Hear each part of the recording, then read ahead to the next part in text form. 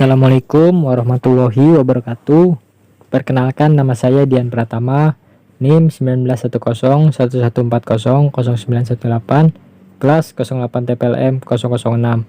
Ingin mempresentasikan tentang mata kuliah interaksi manusia komputer dengan tema audio agen. Latar belakang.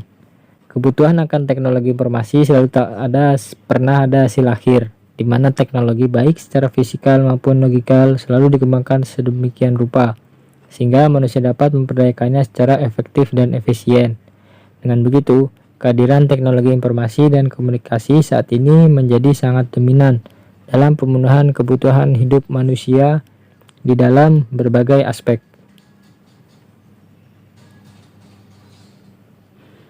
Audio. Dalam sistem komunikasi bercirikan suara, sinyal elektrik digunakan untuk membawa unsur bunyi. Istilah ini juga biasa digunakan untuk menerangkan sistem-sistem yang berkaitan dengan proses perekaman dan transmisi, yaitu sistem pengambilan atau penangkapan suara, sambungan transmisi pembawa sunyi, amplifier, dan lainnya. Audio dibedakan menjadi dua, yaitu speech dan juga non-speech. Audio speech, perbedaannya yaitu audio speech, serial dan user harus mendengarkan keseluruhan kalimat sebelum mengerti maksudnya, sehingga membutuhkan waktu yang sangat panjang. Audio non-speech, yaitu adalah dapat disosialisasikan dengan kejadian khusus dan waktu yang dibutuhkan lebih pendek dan bersifat universal. Penggunaan audio non-speech. Dalam bahasa speech berarti omongan dengan menggunakan bahasa. Non-speech yang dimaksud berinteraksi dengan menggunakan tanda seperti siulan atau nada tertentu yang bersifat universal. Ketidakjelasan. Satu mode dapat dipecahkan dengan menggunakan informasi yang ditampilkan melalui media lain. Audio non-speech biasanya digunakan dalam beberapa kepentingan, yaitu A. Peringatan atau warning, alert, status message, seperti gambar berikut ini. Salah satu penggunaan speech audio adalah peringatan atau pengingat suatu pesan, warning, alert, pesan, status message, pemberitaan pesan tanpa sadar. Sebenarnya itu adalah penggunaan dari audio non-speech audio. Peripheral awareness adalah pandangan atau penglihatan yang mampu mengenali situasi sekeliling. Sonifikasi adalah penggunaan suatu berisik yang keras untuk menyampaikan informasi. Seorang ilmuwan Jerman berhasil membuat kursi ajaib yang bisa bersuara dapat memberitahukan kepada orang yang duduk bahwa mereka harus bergerak untuk memperbaiki posisinya.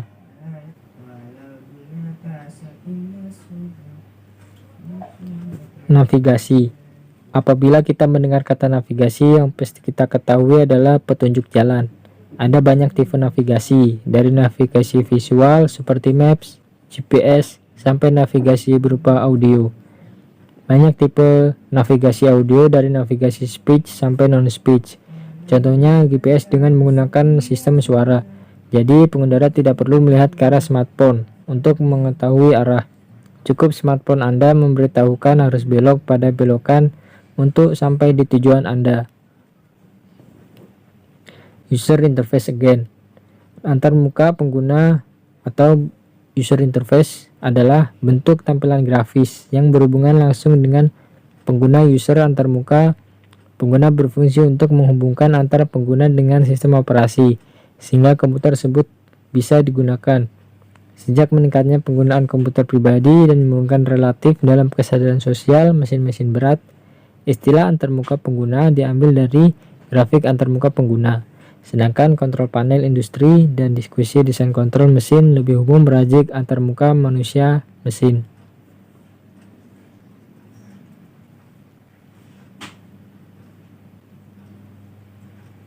Istilah lainnya untuk antarmuka pengguna termasuk antarmuka manusia komputer atau human computer interface dan antarmuka manusia mesin, man machine interface. Karakteristik agen. Sebuah antarmuka pengguna adalah sistem di mana pengguna berinteraksi dengan mesin. Antarmuka pengguna mencakup perangkat keras dan perangkat lunak. Antarmuka pengguna hadir untuk berbagai sistem. Dengan cara untuk 1. Input, memungkinkan pengguna untuk memanipulasi sebuah sistem.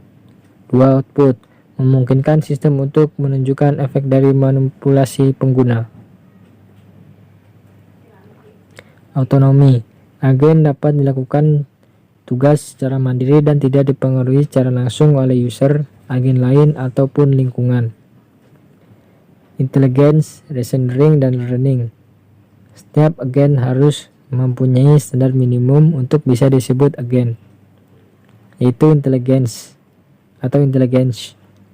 Dalam bahasa intelligence, ada 3 komponen kemampuan reasoning berdasar pada knowledge base yang dimiliki, kemampuan learning untuk beradaptasi dalam perubahan lingkungan, mobility dan stationary. Khusus untuk mobile agent, harus memiliki kemampuan yang melakukan karakteristik tertinggi yang dimilikinya, yaitu mobilitas.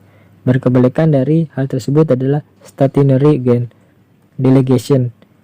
Sesuai dengan namanya dan seperti yang sudah kita bahas pada bagian definisi, agen bergerak dalam kerangka menjalankan tugas yang diperintahkan oleh user. Reactivity. Karakteristik agen yang lain adalah kemampuan untuk bisa beradaptasi dengan adanya perubahan informasi yang ada di dalam suatu lingkungan.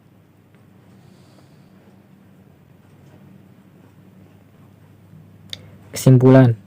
Pada audit dan agen dibahas mengenai berbagai metode interaksi antar manusia dengan komputer dalam pengoperasionalannya, di mana pada audio dibahas mengenai interaksi manusia dan komputer melalui media suara, baik speech maupun non-speech. Begitupun pada agen, di mana agen merupakan media yang menjadi pengantar antar interaksi manusia dan komputer, sehingga terjadi interaksi yang efektif. Mungkin itu aja yang bisa saya sampaikan. Kurang lebihnya mohon maaf. Wabillahi taufiq wal hidayah. Wassalamualaikum warahmatullahi wabarakatuh.